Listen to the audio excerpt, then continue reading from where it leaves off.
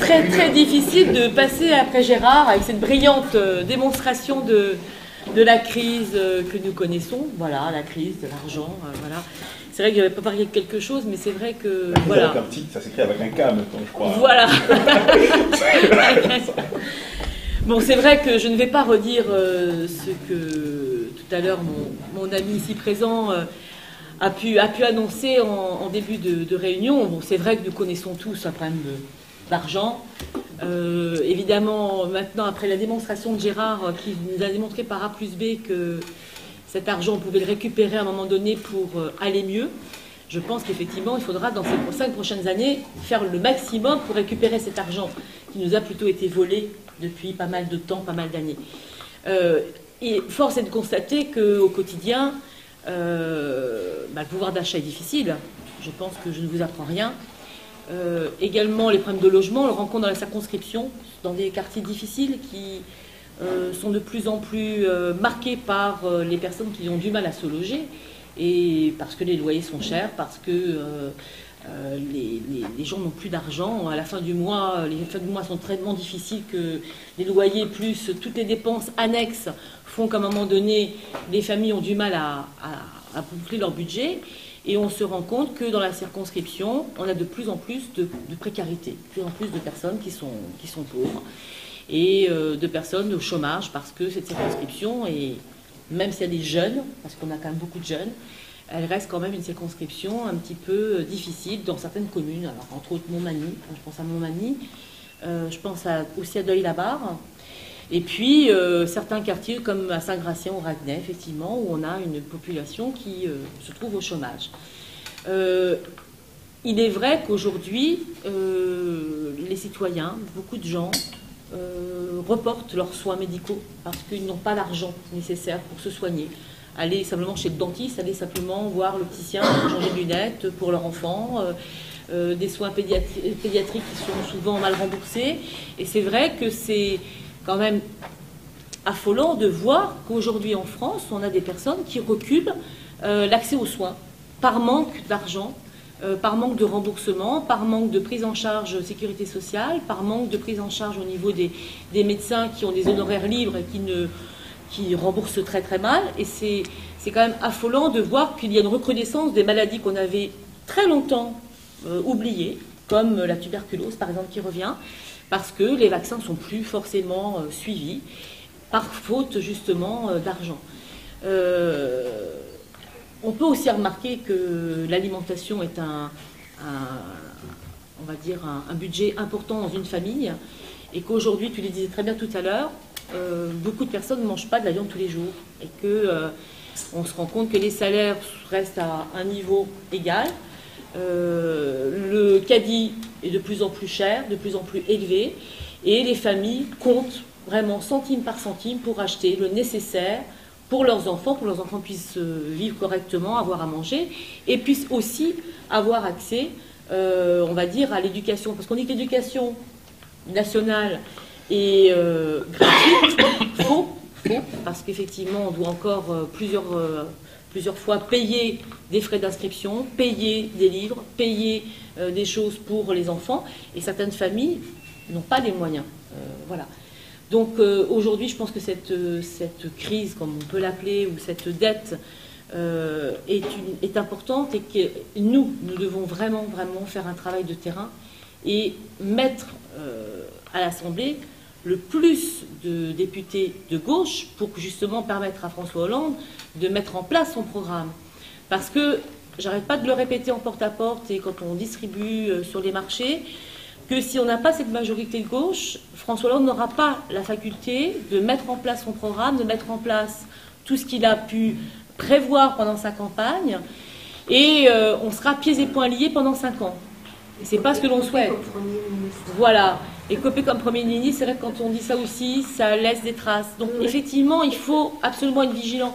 Alors j'ai peut-être un peu l'air grave, parce que c'est vrai qu'aujourd'hui, on est à 2 semaines du premier tour, et bon, j'entends effectivement les plans sociaux qui ont été reportés à cause, évidemment, des législatives et du nouveau gouvernement. Mais on se rend compte que cette crise, elle n'est vraiment pas que qu'ailleurs de la France, elle est vraiment chez nous, au quotidien. Et je côtoie de concitoyens au quotidien qui nous disent, voilà, c'est compliqué pour nous, c'est compliqué de payer les factures, compliqué de payer les DF, compliqué de payer le loyer, compliqué de se loger, compliqué de se soigner, compliqué de prendre les transports en commun parce que la carte orange reste chère. On doit aller sur Paris pour prendre son travail tous les matins, mais la carte orange reste chère. Certains employeurs remboursent cette carte orange, mais finalement d'autres non. Et comme le disait très bien Gérard Filoche tout à l'heure, les employeurs font vraiment du bénéfice sur notre tête et sur notre dos. Et nous, on reste effectivement des bons petits soldats qui allons travailler tous les matins et qui malheureusement, à une époque, on pouvait vivre normalement avec un salaire. Moi, je suis issue d'une famille où on vivait avec un salaire et on vivait très bien. Aujourd'hui, même avec 2 salaires, ça devient très compliqué, voire quasi impossible. Donc, il y a quand même quelque chose qui se passe. Voilà. Donc, c'est quand même... Donc, c'est vrai que si j'ai la chance d'être élue le 17, ce sera vraiment mon cheval de bataille pour dire vraiment, on doit récupérer de l'argent, on doit donner cet argent aux personnes les plus précaires au niveau de leur salaire, au niveau de leur formation, parce que aussi, c'est ça, comme tu disais tout à l'heure très justement, les gens qui n'ont pas beaucoup de formation travaillent durement pendant très longtemps, évidemment, vont avoir une espérance de vie beaucoup plus courte et ne vont pas pouvoir profiter de la vie comme on pourrait le prétendre, avec une vie tout à fait, on va dire, normalement constituée avec un travail et puis une retraite ensuite. Donc c'est très compliqué. Et aujourd'hui, c'est ce qu'on entend quand on rencontre les citoyens, à la fois dans la rue et dans les porte-à-porte, c'est que c'est une difficulté qui est de plus en plus croissante. Voilà. Donc c'est vrai qu'après une si brillante intervention, c'est compliqué de revenir sur ce que tu as dit, mais je partage entièrement à 100% ce que vient de dire Gérard, et je pense qu'on a de l'argent qui est là, près de nous, mais qu'on l'utilise mal, enfin pas nous, hein, on nous le donne plus, on n'en bénéficie plus, et il faudrait vraiment que ça change. Donc voilà. Donc en étant élu municipal sur Saint-Gratien, c'est vrai que je rencontre des gens qui nous disent tous les jours, on va voir l'assistante sociale parce qu'on ne peut plus payer son loyer, parce qu'on est en surendettement, on demande des dossiers de surendettement de plus en plus, et on a de plus en plus de personnes qui, malheureusement, vont à Paris monnayer leurs bijoux contre de l'argent, contre 20, 30 euros, parce qu'ils n'ont pas d'argent pour finir le mois. Voilà. Et je crois qu'il y a eu un reportage il n'y a pas si longtemps sur M6 avec Le Monde Piété qui disait que les gens, effectivement, vont de plus en plus donner leurs effets personnels pour justement avoir de l'argent, parfois 15 euros, 20 euros pour dire on finit le mois. Donc c'est un peu compliqué. Et on ne peut pas aujourd'hui en France, en 2012, accepter cela. C'est pas possible. On est quand même dans un pays qui est un pays quand même un beau pays, on a quand même de la richesse. On ne peut pas laisser pour compte des gens qui vivent dans la précarité. Je travaille moi sur Drancy, et tous les matins quand je vais à Drancy, il y a sur le bord de la 86 à 15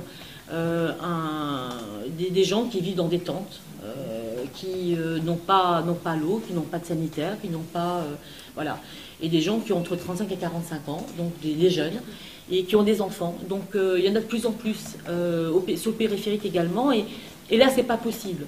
On ne peut pas continuer à voir ce genre de personnes dans la rue, et de plus en plus jeunes, et avec souvent des niveaux d'études importants, et qui malheureusement n'ont pas trouvé de travail parce que soit ils sont trop diplômés, soit ils n'ont pas d'expérience, soit ils demandent à être trop chèrement payés, donc forcément c'est pas évident de les employer, donc c'est très compliqué. Voilà. Et je crois qu'on ne peut pas continuer à accepter cela en France, et là c'est vrai que si je suis élue le 17, je me battrai pour que cette richesse puisse revenir dans vos portefeuilles, et puis voilà, dans nos foyers, pour redonner un petit peu de vie à cette société qui va mal, très très mal. Voilà. Merci Christine.